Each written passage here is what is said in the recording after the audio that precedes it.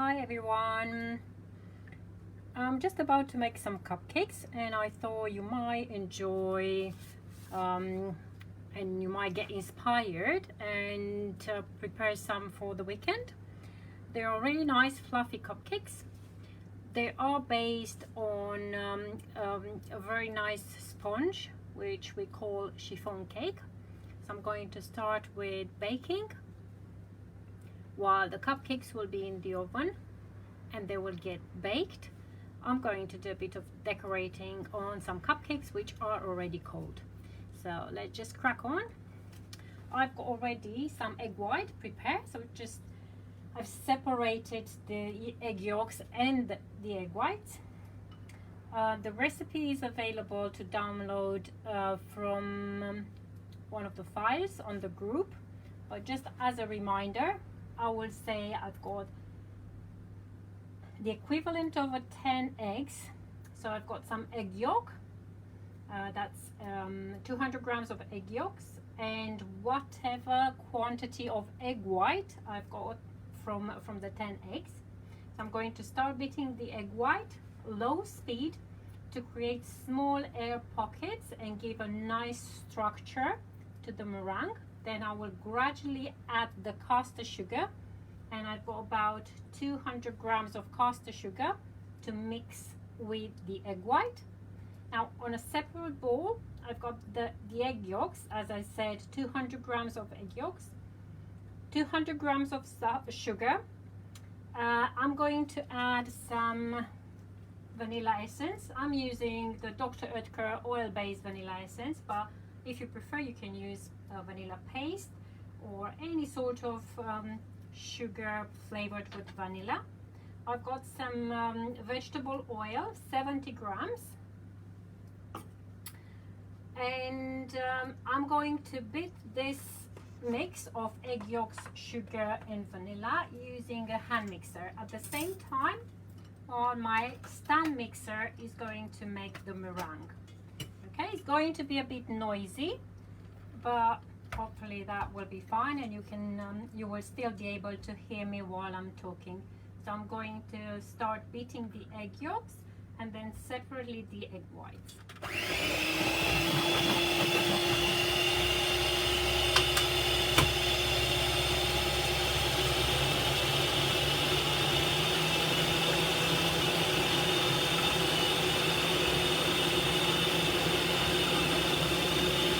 So I've got slow speed to start with.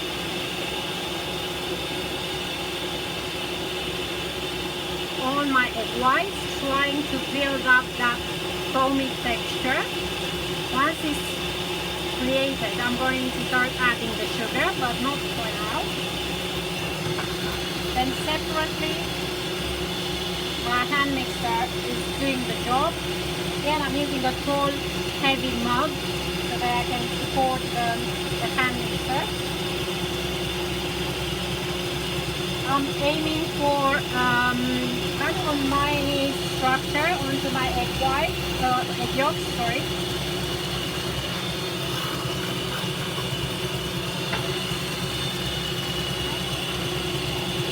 Once the structure of the egg white starts forming, I'm going to start adding the sugar. As you can see, I've got a nice texture with very small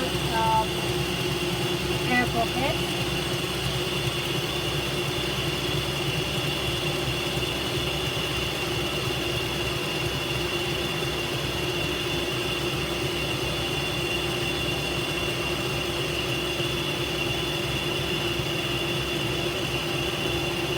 The oven is preset at 170 degrees. I've got my baking tins trays. I'm going to bake some cupcakes, and also I've got a large baking tray which I'm going to use to bake whatever will be having left as a normal sponge.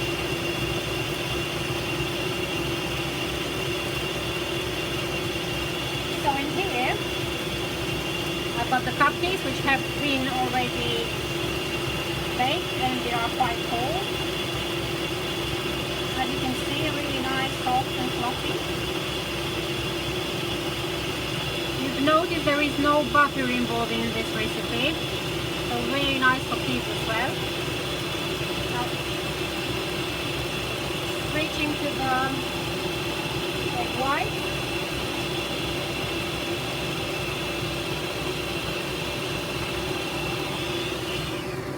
I will reduce the amount of noise as my egg yolks are done. So you see this nice mayonnaise type of consistency.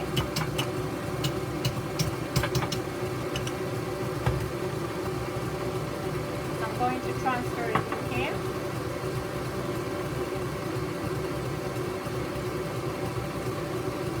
Then double check yeah, it is very fluffy and it's really nice.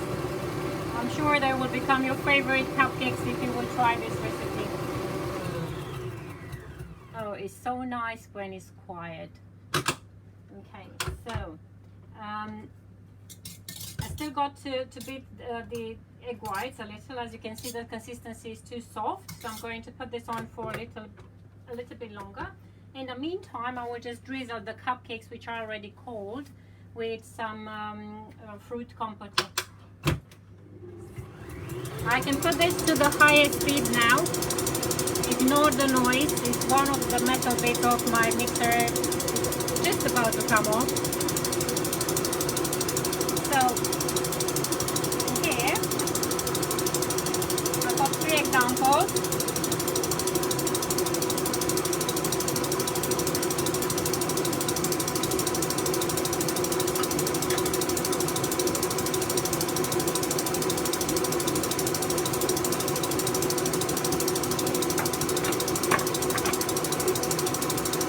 Take the mugs from the fridge. I cannot keep them on the side because the room temperature is not good for them. And I'm going to start showing you how I will decorate them. But first of all, I will just cut through just a slit. Can we add chocolate butter? You might be able to. I've never tried because this is a very light sponge, but you can if you've got some small chocolate palettes. They should be okay.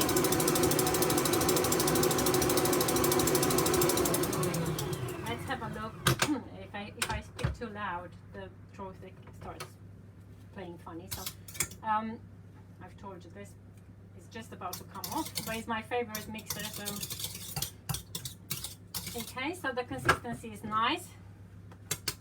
So I'm going to transfer this in here as well. Now the whole table, you got a bit busy, so let's clear up a little. I did say about the cream. I'm going to show you how I've prepared that. It's kind of a quick mousse. Again, no butter involved. It's quite summery, very nice, fluffy and tasty. So yeah, you can add those chocolate buttons if you really want to, but if you want to maintain this to more like a light consistency type of cupcake, I would probably suggest to leave it plain. So in here, I'm going to add the mayonnaise, which I've prepared earlier. If you want to make this sponge as a chocolate sponge, I would suggest you to use exactly the same quantities, but on this mix of egg yolks you should put about 40 grams of good quality cocoa powder, and that will just give you a really nice finishing, reminding about the chocolate cake.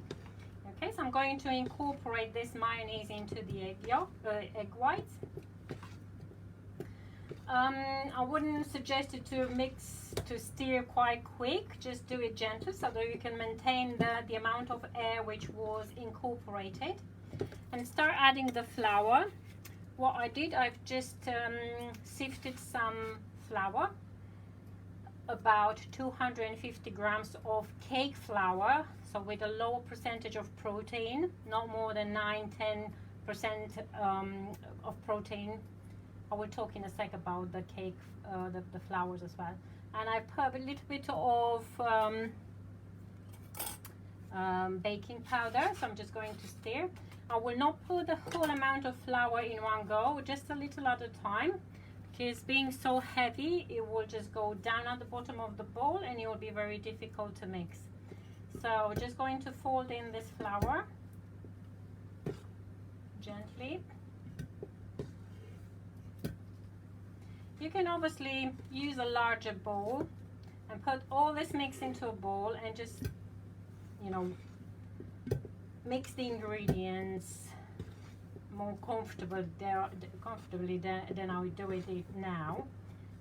It's just a matter of preference, but I will be fine. I mean, I've done it for so many times this way that I know it's going to work, but if you want to work more comfortably, you just transfer everything into a larger bowl and then just keep stirring. So another batch of flour.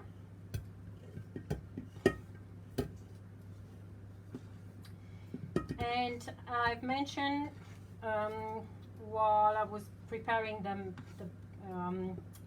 mix about piping some cupcakes. So we'll just do part of the mix will be baked in a shape of cupcakes and part will be baked as normal layer. Ideally would be to bake pretty much the same sort of shape and size items. So if you decide to bake cupcakes, bake just cupcakes. If you prefer to bake this as a cake, bake it as a cake, same size baking tins. Because if you keep alternating the size of the tins, then you need to keep an eye on the baking time. It will vary. Obviously cupcakes are much smaller in size than the amount of mix you put into a large baking tin. But again, I've done it for so many times that I'm okay to judge the baking time. But if I will bake just cupcakes, I will keep the mix in the oven for about 12 to 14 minutes. I will show you how they look like when they are baked. If I will bake them as cakes, maybe about 15 minutes, depends on the size of the tray. Okay, that's good. I can promise you, if you make those cupcakes, your daughter will love you even more. They are really, really nice, and as I said, they've got no butter, so they are quite light.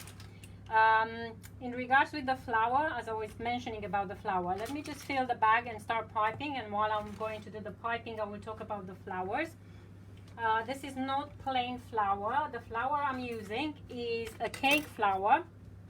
Whenever you buy the flours, double check on the packaging and see what sort of quantity of protein you've got in that particular type of flour. If it's around 9-10 grams per 100 grams of product, that is a cake flour. That means it's not very rich in protein, so it will not develop so much gluten. The flours which do have a larger percentage of gluten, starting with 11-12 grams, those are the plain flours, and they are called all-purpose because they are suitable for different applications, but they are not the ideal type of flours to use for light cakes. So on the cupcakes, I'm going to touch the base of the case, and I will just go with the mix almost up to the top. Because they are very light, they will raise, they will grow quite large, but also then after cooling, they will drop back to this kind of a size, yeah? So going back to the flour, make sure that whenever you do very light cakes, you use a cake flour. When you do heavy cakes like chocolate cake or maybe carrot cake, plain flour, you will be fine. When you want to do that kind of dough, especially with yeast, or you want to make bread or donuts, then you need to get flour which is quite rich in protein. The level can go up to 13, 14 grams per 100 grams of flour. So always make sure that you've got the right flour for the right job. Okay. I don't use self-raising flour, but you can if you like. That's literally just a mix of cake flour with baking powder. But as you know, the baking powder is a mix of baking soda or bicarbonate of soda and cream of tartar. And I think it's always better just to do the mix by yourself instead of buying a ready-made mix. So as I said, I don't use self-raising flour. I intend to prepare it by myself, mixing the cake flour with some baking powder. Now whatever I've got left in here, I'm going to spread on this baking tray. I usually bake my cakes in sheets and then I cut the size and shape required. But obviously when you've got just round tins, you can spread into the round tins. I never like to be challenged and bake very tall cakes because they are time consuming and you always run the risk of not baking the cakes properly. If you bake your cakes in layers, it's just so much better and quicker. But again, that's a matter of preference and experience. So I prefer to just do it and stay safe every time and have the cakes baked properly. Okay, so those will go in the oven now. I will set the oven at 15 minutes. Okay, so that will go in the bottom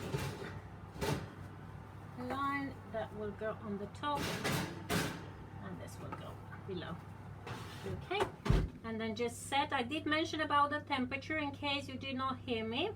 It was 170 degrees Celsius. So the oven was nice and hot.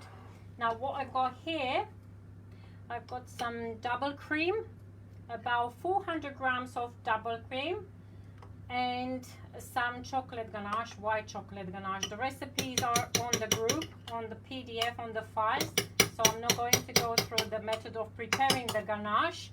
I'm just going to start beating this ganache. I'm going to use my hand mixer. Yeah. What I did here, I've already prepared some. It's called like quick mousse. I've prepared this and I will attach the video as I've done it previously. And I've, along with the double cream and the white ganache, I've added some lemon puree on this one, and this was with some berry puree. And I'm going to quickly beat just the plain one. The ingredients should be quite cold, so use them straight from the fridge. So 200 grams of chocolate, white chocolate ganache, prepared using the recipe which we've got available on the group, in a mix with 400 grams of double cream. Both ganache and double cream cold.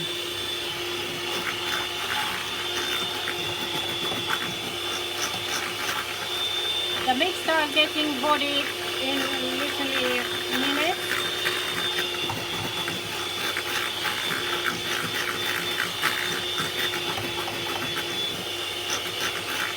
If you are aiming for a firmer consistency, you can put more ganache, but I prefer them light.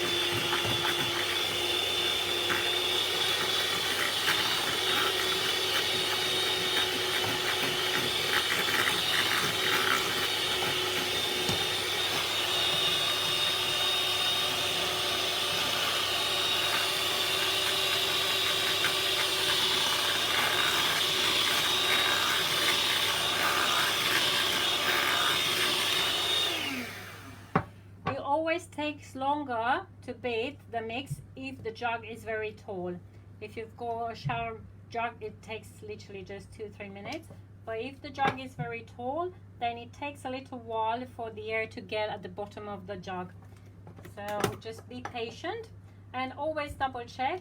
Now you do need to bear in mind that if you're not going to use this straight away and you will put it in the fridge, you will carry on beating and you will become even thicker, firmer, like the one I've got in here.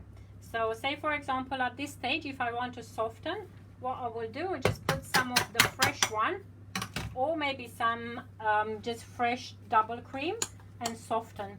And that's how you practically repair your mousse. If you beat too much, in fact, if you overbeat and it gets that texture of an overbeaten mousse, you can always add some just fresh double cream, mix gently by hand, and then regain the normal shape.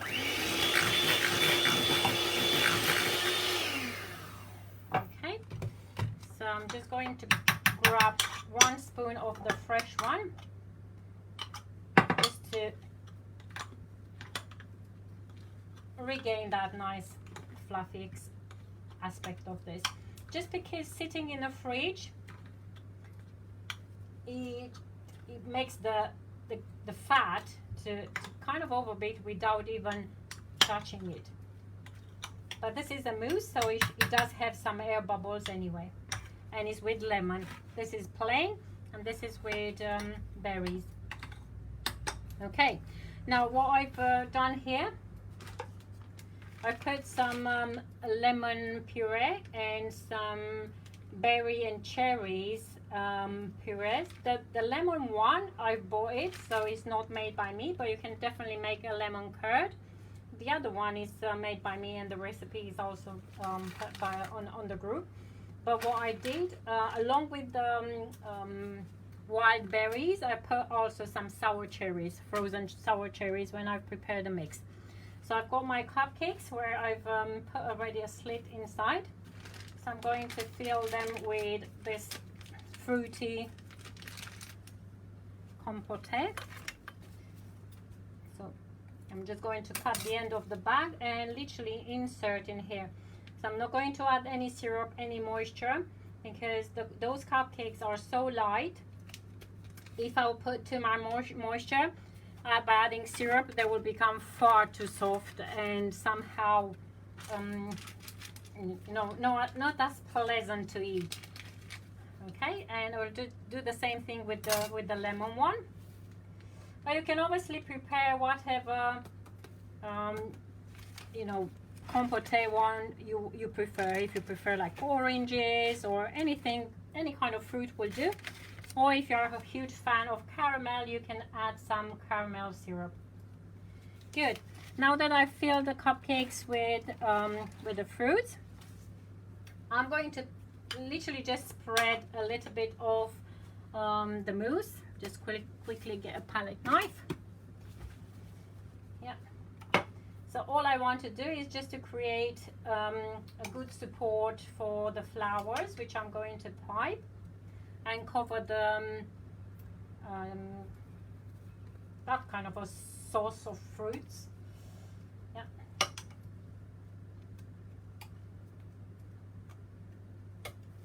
Good. And another one. I'm trying not to contaminate the whole cream with that bright red color. Okay, now what I did here, I placed inside of a bag a Russian tip. So I will just cut the top. It is a large one. We'll see if that works. Now I usually cannot be bothered of using coloring on the cream. I can't be bothered of doing this, so I intend to shorten the effect by adding some color straight on the bag. I've got here some claret from Sugar Flare, and I've put like a wooden stick inside of this gel color. I'm going to just mess the side of the bag with this color, so we'll just give a bit of a finishing to the cream, but without me coloring the cream. And I'll put some of the lemon cream inside. Now on the white one, I might add a bit of pink and I will use a little bit of the liquid Square's Kitchen Rose. That's one of my favorite colors. And I will start piping. Now I will just twist the end of the bag to get good pressure. You see you've got the cream coming through the tube. Now before to actually pipe, let me just grab something like a support. So whenever you use those nozzles, you need to keep the bag perpendicular on the piping surface, and then you touch the surface. Let me just put it on one side so you can see. You touch the surface and you squeeze with a lot of pressure. When you feel that the cream gets a good grip and is in contact with the surface, you somehow lower the pressure and gently pull straight. Then you stop the pressure and you take away. Yeah. So again, you touch, squeeze, lighten the pressure, stop, and take away. And that will just create the effect of the flower. I know people are complaining that they cannot do it, but I think majority don't control the pressure, and that's the reason why they've got problems. Okay, so you touch, perpendicular, squeeze, lower the pressure, continue to squeeze, stop, and then take away. Let's do that onto the cupcake and see how it looks like, because it's going to get quite warm, and once it starts getting warm, that's not good. So we'll just do exactly the same thing in here, obviously without talking too much. Oops. And then I will just carry on adding 1 or 2 more flowers right on the top. Yeah. And then I've already prepared some green, but this is buttercream. Yeah, I've just colored a bit of buttercream with green, and I've got leaf nozzle 362 from Wilton. So I'm going to squeeze this and add some foliage onto my cupcakes.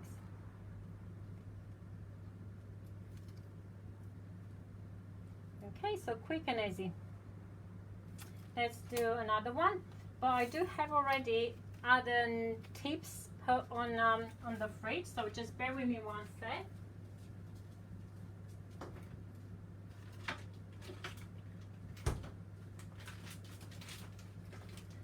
And those have got a different effect, and they are much smaller in size. Okay, another way to color, I think you've noticed my gel colors on the side. If you want to pipe different colors flowers, and obviously you don't want to mess the whole surface and all your pots trying to color different creams, you can get a toothpick. Forgot to take a small piece of paper next to me. Sorry. So you get a toothpick, insert into your gel color, and start spreading the color on those openings of the nozzle. It does take a little while, but it saves you time of not coloring so much cream on the side. So I put some kind of orange, and then right in the center I'll put some yellow, and you might go along with 1 or 2 flowers, and then you'll need to repeat the effect again. Good. So I'm just going to grab another cupcake, and I will do exactly the same thing. Touch perpendicular, squeeze, lower the pressure, and pull.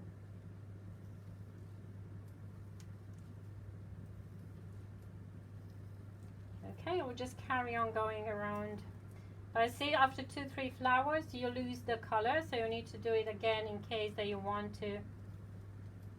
But you see the effect, yeah? Yeah, it is very easy. It's all about controlling the pressure. So I would suggest you to start practicing on pressure to get a good control, and you will be fine. Now, I've put a lot of cream, but this is a very light mousse. If you use buttercream, do bear in mind that's going to be quite greasy, and it might be a bit too, too much. You just need to correlate and decide if you're going to use buttercream, as you might need to apply less pressure, not get so much on your cupcake. But this is nice, and is light, so it's not sickly sweet. Okay, again, that's literally the mix I bought here, the one with berries, but I've also put a few touches of color using the same method I did initially, spreading some gel color inside of the bag. Okay, that's another design. Okay, they do have various design. Now it's not about my hands, it's just the fact that my hands are obviously used with applying the pressure and controlling the pressure. That all comes with practice, but not because I'm a magician. I just do things repeatedly. Now I'm just checking on the oven. We've got another minute and a half to wait till our cupcakes will come out from the oven. I can quickly have a look, see if we're in the right track. So I'm going to clear up the table so that I can show you how. I would say I will put those cupcakes in the fridge for at least an hour before cutting, but just as an example, yeah, I will try to cut one, yeah, so that you can see it is super tasty, I can assure you. Good. So let me clear up the area. Put those in a fridge because, as I said, they cannot stay at the room temperature. I'll quickly show you on this one, on the white one. If you want, you can add a little bit of color, make it all colored. Just going to put a few drops of this pink. I love this pink. And I can just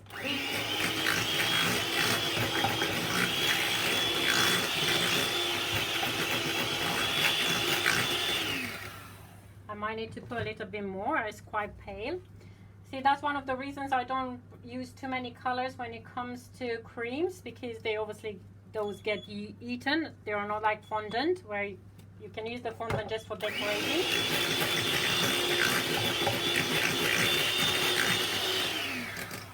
Okay, but that's a really nice pink. Okay, for how long we can keep it in the fridge?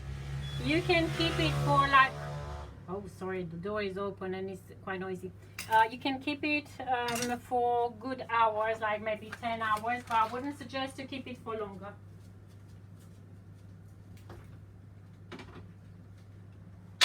Sorry, just trying to put those bits in the fridge so that I can take out what I bought from the oven. Bear with me one sec.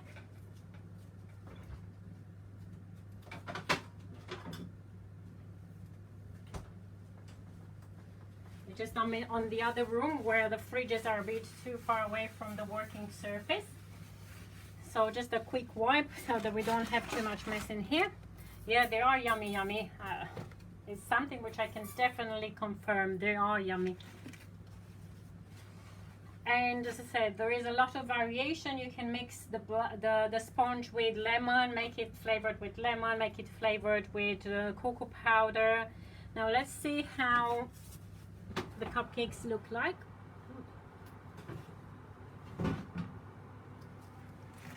Sorry. Okay, so they've just came out from the oven.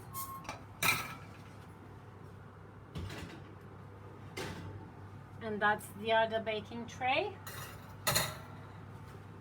Okay, now with my cake, that needs to stay for another 2-3 minutes, just because I had too many baking trays. They've been stacked one on top of the other. Now my other tray needs to stay in the oven for about, I would say, 2 minutes. In the meantime, I will show you. I usually intend to take the cupcakes out from the tray immediately, but those are very hot. So what I will do, I will just flip them upside down, and you see how soft they are. Yeah. Without squashing them, I will just turn them face up. But you can leave them if you want in your baking tin, and will take probably like 10-15 minutes. They will get cold and you can take them out. But I normally intend to put them separately because due to the heat, as they are staying in the baking trays, they end up getting a bit soggy. So I intend to either pick them one by one or just flip them upside down and then turn them onto the rack. But they are very light. See, very, very light. So we might, I don't know, we might try to make those as a keto, but I don't think it's going to work, because even if you replace the sugar with something else, you still got other bits like flour and stuff around. So yeah, I'm afraid that would be a cheat. But you can indulge yourself once in a while with a very small piece of cake. That's no problem. Let's have a look and see if the other cake is done. So I do hope you will give a try, and you will try and make some cupcakes, and they will turn out as nice as I said. So just looking at this, still a bit too soft in here, but in rest is all good. But it is very, very light. Yeah. But you see, if I touch it in here, it's still a bit soft. So I'll just put it for another minute.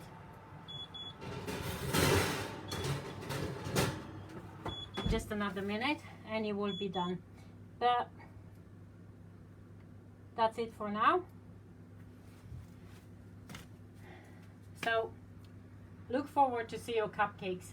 Do post them on the group so that we can have a look at what you've done. Bye for now.